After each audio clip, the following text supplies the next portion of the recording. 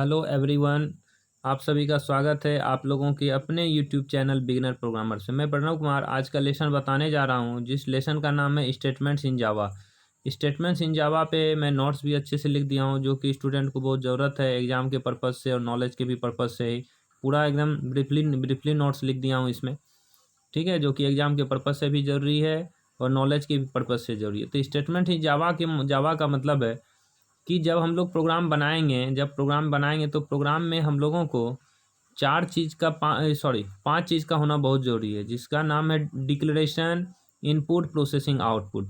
तो उसको हम लोग कंटिन्यूस लिखते हैं। डिक्लेरेशन लिखेंगे तभी इनपुट होगा तभी प्रोसेसिंग होगा तभी आउटपुट होगा। ये सारे को हम लोग बोलते हैं स्टेटमेंट। तो इसीलिए हम लिखे हैं सेंटेंस में, statements are instruction written in continuous steps to perform a task. इसका नेक्स्ट स्लाइड में देखिए, नेक्स्ट स्लाइड में हम इसका डायग्राम बना दिए हैं कि जब हम लोग प्रोग्राम बनाते हैं तो इसको शॉर्ट फॉर्म में हम लोग बोलते हैं डिपोक।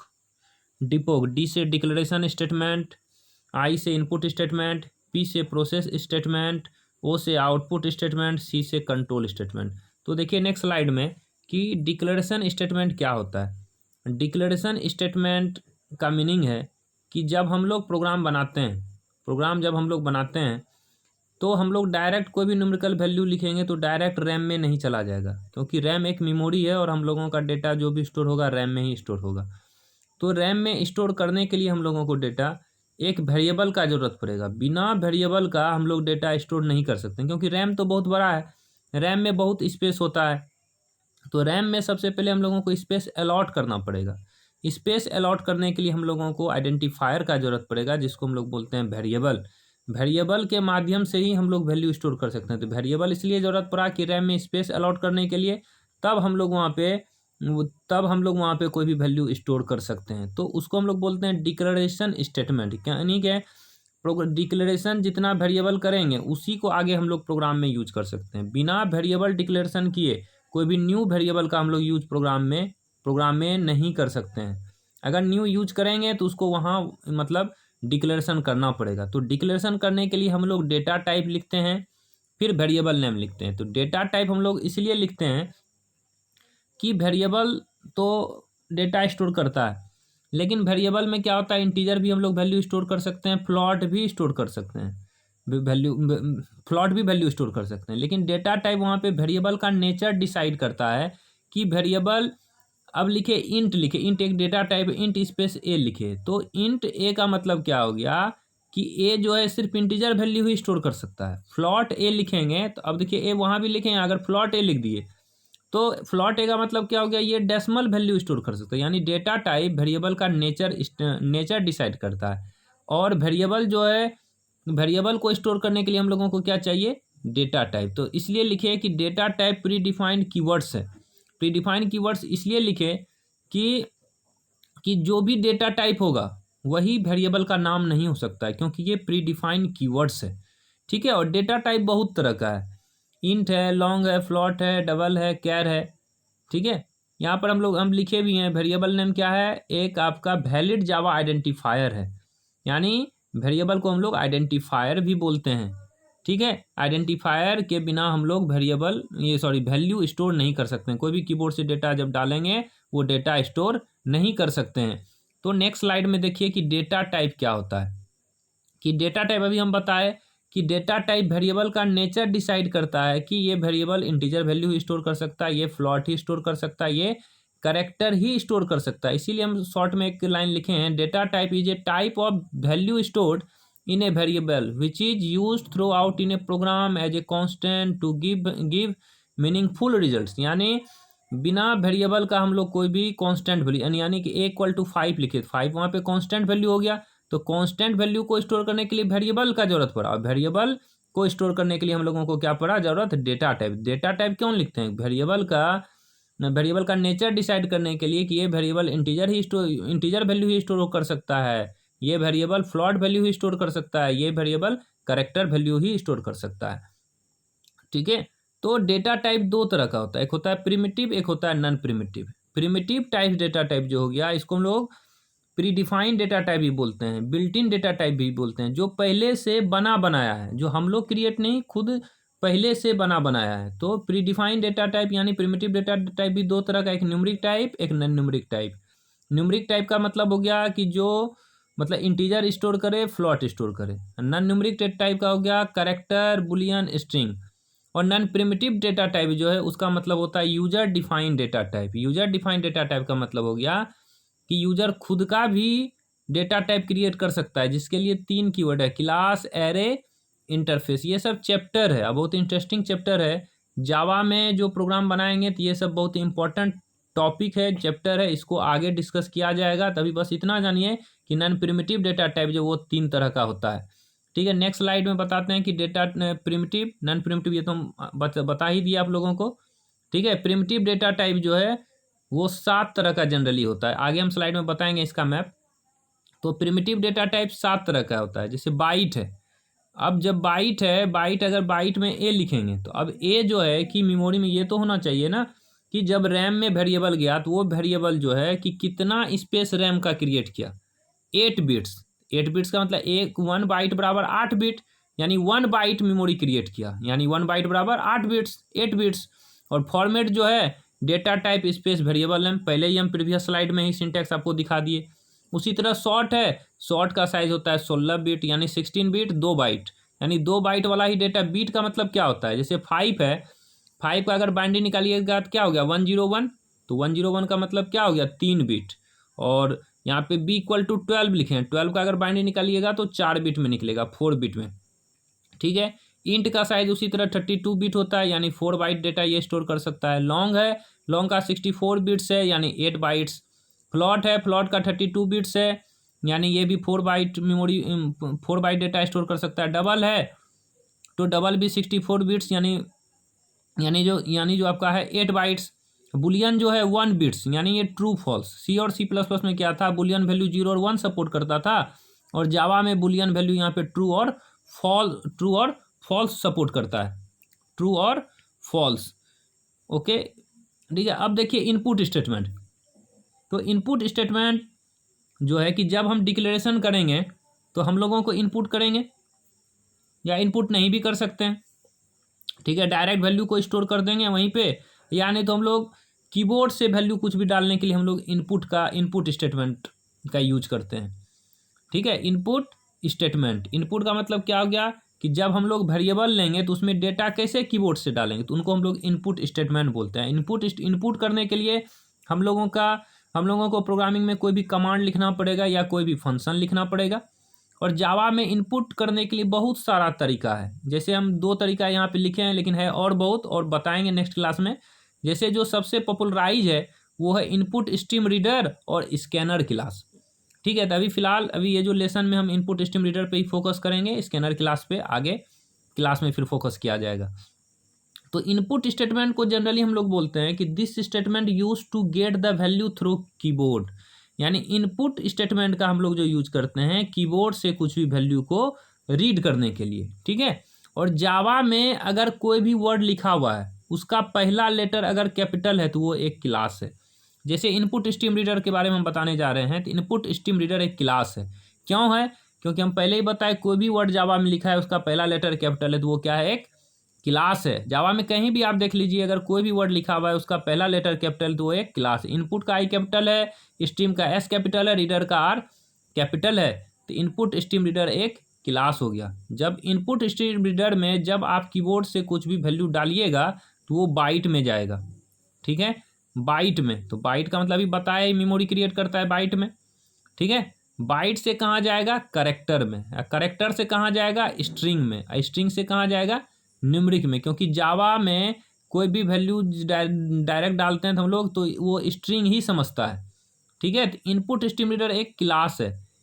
ठीक है, तो इनपुट स्ट्रीम रीडर एक ऐसा क्लास, इसका यूज हम लोग करते हैं इनपुट करने के लिए। ठीक है, तो यहाँ पे हम थ्योरी भी लिखे हैं, this class is use to create an environment for input operation from the keyboard. In the constructor of this class system.in parameter is used. This parameter reads data from the keyboard in byte format and store into an object of input stream reader class. ठीक है, और ऊपर में भी हम लोग डालें कि कीबोर्ड जैसे ही डेटा डालेंगे पहले किस में जाएगा, बाइट फॉर्मेट में जाएगा।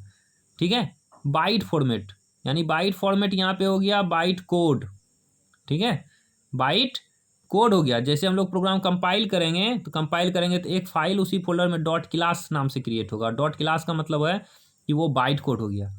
तो इनपुट एस्टिमेटर हम लोग लिखेंगे पहले। तो इनपुट एस्टिमेटर क्लास जो है कि ये किसमें फॉर्मेट में डालता है इनपुट, ये बाइट फॉर्मेट में डालता है।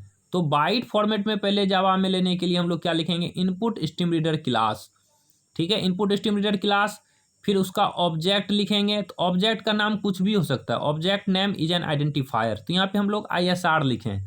तो ISR इसलिए हम सिंटैक्स बताए कि जो नाम है वही नाम यहाँ पे लिख दिए, तो ISR से क्लियर हो गया कॉन्सेप्ट कि ये इनपुट सिस्टम रीडर का ही है। नहीं तो यहाँ पे OB XYZ कुछ भी लिख सकते हैं। इक्वल टू यहाँ पे न्यू कीवर्ड हुआ, तो न्यू के बाद स्पेस होता, थोड़ा सा मिस्टेक हो गया स्लाइड में, लेकिन न्यू के बाद यहाँ पे स्पेस होगा, तब हम लोग लिखेंगे इनपुट स्ट्रीम रीडर। इनपुट का I कैपिटल, स्ट्रीम का S कैपिटल, रीडर का R कैपिटल। न्यू के बाद जैसे ही कोई कुछ भी लिखाता है वो कंस्ट्रक्टर हो जाता है। कंस्ट्रक्टर भी एक बहुत बेहतरीन चैप्टर, आगे डिस्कशन होगा। और यहाँ ब्रैकेट में जो सिस्टम डॉट इन लिखे हैं, इन का मतलब होता है इनपुट, और सिस्टम का पहले S क्या है कैपिटल, वो हो गया क्लास। और जस्ट क्लास के बाद अगर कोई भी वर्ड लिखा हुआ है, ठीक है, वर्ड लिखा हुआ है, उसके आगे पैरेंथेसिस नहीं दिया गया तो वो ऑब्जेक्ट है। अगर वहाँ पे वर्ड रहता आगे पैरेंथेसिस रहता तो वो एक फंक्शन होता है। लेकिन यहाँ पे सिस्टम डॉट इन है तो ब्रैकेट में लिखा गया system dot in. System dot in एक क्या है, पैरामीटर। यही सिस्टम डॉट इन एक ऐसा पैरामीटर है इनपुट जो करता है, यही बाइट फॉर्मेट में इनपुट करता है, ठीक है, बाइट में, ठीक है। अगला नेक्स्ट स्लाइड में देखिए। नेक्स्ट स्लाइड में हम बता रहे हैं कि बाइट फॉर्मेट ही सिर्फ लेने से नहीं होगा, जब उसके बाद हम लोगों को बाइट फॉर्मेट को स्टोर करने के लिए एक मेमोरी चाहिए, एक टेम्पोररी मेमोरी चाहिए, ठीक है। तो उसके लिए हम लोग बफर रीडर क्लास का यूज करेंगे। बफर्ड रीडर, बफर्ड का B कैपिटल, रीडर का R capital, buffered reader. Buffer reader एक क्लास है, एक टेम्पोररी मेमोरी है, जो कि हम इनपुट एस्टिमेटर में जैसे ही कीबोर्ड से डेटा डालेंगे तो बाइट फॉर्मेट में जाएगा। तो बाइट फॉर्मेट को स्टोर करने के लिए हमको एक टेम्पोररी मेमोरी का जरूरत पड़ेगा, तो उसके लिए हम लोग बफर रीडर क्लास का यूज करेंगे, ठीक है। तो लिखेंगे सिंटैक्स देखिए यहाँ पे, और हम थ्योरी भी लिख दिए। This class works N object of input estimator class, it creates a buffer for input operation in Java language and read data from in buffer. यानी बाइट फॉर्मेट को स्टोर करने के लिए हम लोग किस में रखेंगे, बफर रीडर में।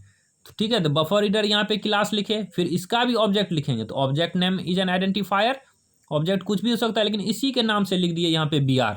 तो BR लिखने से ये समझे कि बफर रीडर। फिर न्यू बफर रीडर लिखे, तो न्यू बफर रीडर यहाँ पे लिखे तो ये कंस्ट्रक्टर हो गया, और ब्रैकेट में ISR पास किए। क्योंकि ISR पास, इसीलिए ISR पास किए कि जब हम लोग डेटा डाले तो वहाँ बाइट फॉर्मेट में गया इनपुट स्ट्रीम रीडर में, तो बाइट फॉर्मेट में जब गया तो यहाँ पे बाइट फॉर्मेट को हम लोग टेम्पोररी मेमोरी में स्टोर करेंगे। और टेम्पोररी मेमोरी का नाम हम लोग किससे दिए, तो ऑब्जेक्ट से क्रिएट हुआ BR से। तो BR में हमको डेटा डालना है ना बाइट, तो बाइट फॉर्मेट किस में स्टोर था, ISR में। तो इसीलिए यहाँ ब्रैकेट में ISR पास कर दिए। तो ISR में जैसे ही बाइट फॉर्मेट वाला डेटा गया, वो स्टोर फिर कहाँ गया, BR में, ठीक है। BR में आपका जाके, BR के नाम से एक टेम्पोररी मेमोरी है, उसमें जाके आपका बाइट फॉर्मेट स्टोर हो गया। अब बाइट फॉर्मेट से हम लोगों को कहाँ लाना है, स्ट्रिंग में लाना है। कहाँ लाना है, स्ट्रिंग में। तो स्ट्रिंग में लाने के लिए हम लोग रीड लाइन मेथड का यूज करेंगे। जावा में अगर एक वर्ड लिखा गया है आगे पैरेंथेसिस है तो वो भी फंक्शन है। अगर 2 वर्ड लिखा हुआ है तो पहला वर्ड टोटल स्मॉल होगा, दूसरे वर्ड का पहला लेटर कैपिटल है, वो एक फंक्शन है, वो एक क्या है, मेथड है। तो रीड लाइन मेथड क्या करता है कि जो बफर रीडर यानी कि BR में जैसे आप डेटा बाइट फॉर्मेट रखे, तो बाइट फॉर्मेट को वहाँ से उठाएगा किस में, जैसे ही उसको रीड लाइन करेगा, रीड लाइन का मतलब ही होता है स्ट्रिंग, जैसे ही BR से उठाएगा वहाँ से, ठीक है, तो इसको स्टोर किस में करना पड़ेगा, स्ट्रिंग में, ठीक है। वो ऑटोमेटिकली किस में कन्वर्ट हो जाएगा, स्ट्रिंग में। तो इसीलिए हम लोग लिखे this method is use to read a line from the keyboard, ठीक है। रीड लाइन का मीनिंग ही होता है कि ये स्ट्रिंग फॉर्मेट है, स्ट्रिंग में उठाएगा डेटा को, और अगर 2 वैल्यू इनपुट करना है तो नेक्स्ट लाइन में करेंगे, ठीक है। इसीलिए लिखें this method is use to read a line from the keyboard and return से string. We can store return string into an object of string class. यानी स्ट्रिंग में भी अगर कोई स्ट्रिंग में जाएगा, स्ट्रिंग में स्टोर करेंगे तो वहाँ भी हमको एक वेरिएबल चाहिए, और यहाँ पे वेरिएबल को हम लोग ऑब्जेक्ट भी बोल देते हैं, ठीक है। तो ये रीड लाइन मेथड सब जो है कि ट्राई कैच एक ब्लॉक है, ठीक है, वो सब हम आगे डिस्कस करेंगे। अभी इसके बारे में बस जानिए कि ट्राई कैच ब्लॉक में ये ट्राई कैच ब्लॉक हम लोगों को जब हम लोग public static void main function लगाएंगे तो वहाँ पे लगाना जरूरी है। बस ये जानिए कि ये सब जो रीड लाइन मेथड है या buffer reader, input stream reader है, ये java.io पैकेज है। जैसे सी और C++ में हेडर फाइल होता था, हेडर फाइल में एक फंक्शन डिफाइन रहता था और वो फंक्शन के लिए हम लोगों को हेडर फाइल लगाना पड़ता था, तभी फंक्शन हम लोग यूज करते थे। उसी तरह अगर input stream reader, buffer reader, read line method लगाएंगे तो हम लोगों को java.io पैकेज लिखना पड़ेगा, क्योंकि java.io जो पैकेज है उसी के अंदर buffer reader, input stream reader, read line method define है। और इसका सिंटैक्स है स्ट्रिंग, स्ट्रिंग का एस कैपिटल, तो वो क्या हो गया क्लास। str यहाँ लिखे, या तो इसको ऑब्जेक्ट बोलेंगे या तो variable, equal to br dot read line. तो br में क्या स्टोर है, बाइट है। जैसे डॉट रीड लाइन लगाएंगे ना तो ये स्ट्रिंग में उठाएगा, और स्ट्रिंग में जब उठाएगा ये तो हमको कहीं स्टोर तो करना पड़ेगा, तो स्टोर किस में करेंगे, स्ट्रिंग वेरिएबल में, तो इसीलिए स्ट्रिंग str। तो राइट साइड वाला वैल्यू किस में स्टोर होगा, लेफ्ट में, यानी str में। नोट में भी हम लोग लिख दिए हैं, हम लिख दिए हैं कि इनपुट स्ट्रीम रीडर और बफर रीडर क्लास जो ये डिफाइंड कहाँ है, java.io पैकेज के अंदर में। अब नेक्स्ट स्लाइड में देखिए प्रोसेसिंग स्टेटमेंट। प्रोसेसिंग का मतलब क्या है कि जब डिक्लेरेशन होगा, इनपुट होगा तो प्रोसेसिंग होगा ही।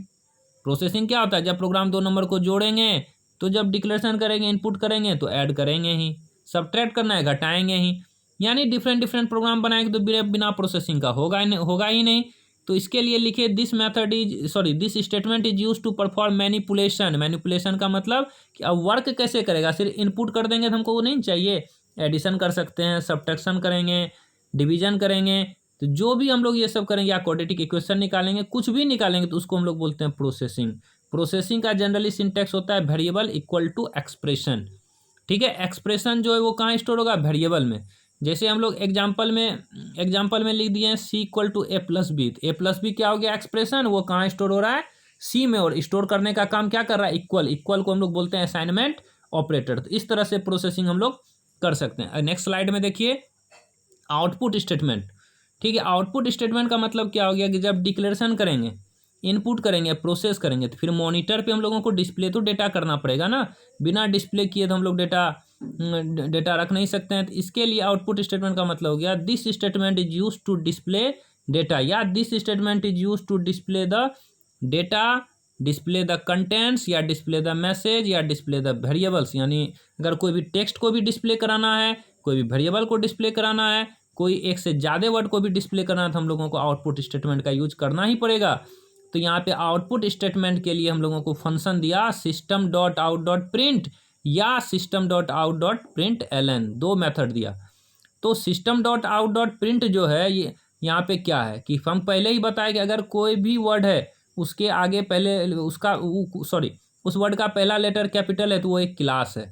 जस्ट उसके बाद अगर कोई भी वर्ड लिखा हुआ है पूरा स्मॉल है, उसके आगे पैरेंथेसिस नहीं है, तो वो ऑब्जेक्ट है। ऑब्जेक्ट के जस्ट बाद अगर कोई भी वर्ड लिखा हुआ है उसके आगे पैरेंथेसिस, वो एक मेथड है। सिस्टम क्या है, क्लास। आउट क्या है, ऑब्जेक्ट। और प्रिंट क्या है, मेथड, डेटा को प्रिंट करने के लिए। और वही चीज़ अगला है system dot out dot print ln। यहाँ पर भी सिस्टम क्लास है। क्यों क्लास है, क्योंकि इसका वर्ड का पहला लेटर कैपिटल, वो क्लास है। आउट क्या है, ऑब्जेक्ट है। और प्रिंट ln, प्रिंट हो गया मेथड, ln हो गया न्यू लाइन के लिए।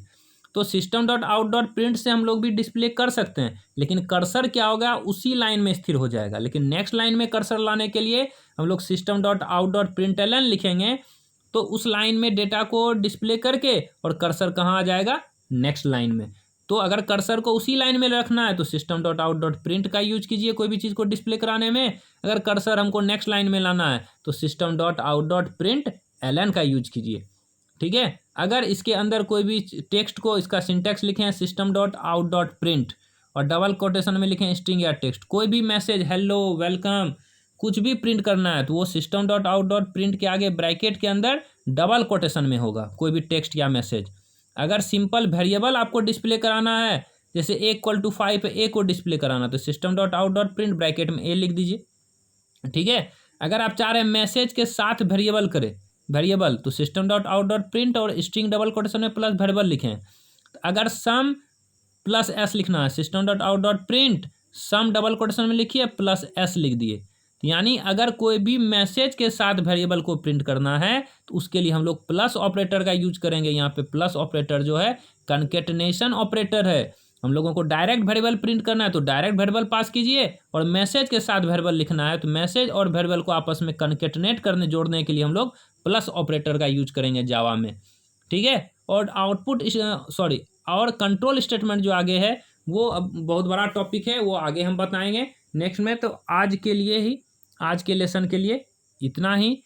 अगर आप लोगों को मेरा वीडियो पसंद आए तो प्लीज़ आप लोग सब्सक्राइब करें, लाइक करें और शेयर करें।